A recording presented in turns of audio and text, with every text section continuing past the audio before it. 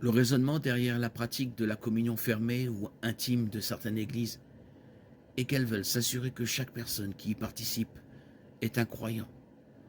Cela est compréhensible. Cependant, cela place les dirigeants de l'Église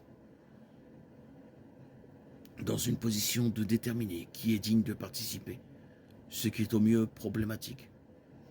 Une Église donnée peut supposer que tous ses membres officiels sont de vrais croyants, mais une telle supposition peut être vraie ou non, selon la manière dont une personne prend part au pain et à la coupe, et non à sa dignité personnelle. Personne n'est réellement digne de communier avec Dieu. C'est seulement en vertu du sang versé du Christ que nous en sommes dignes. La manière de prendre part devient indigne lorsque certains croyants sont exclus, lorsque les participants refusent de partager, lorsque l'ivrognerie est impliquée, lorsque les pauvres sont humiliés, lorsque l'égoïsme est encouragé, ou lorsque le rassemblement est considéré comme un simple repas pour satisfaire la faim.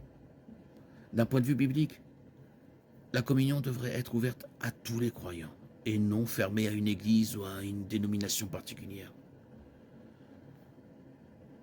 Ce qui est important, c'est que les participants soient des croyants, nés de nouveau.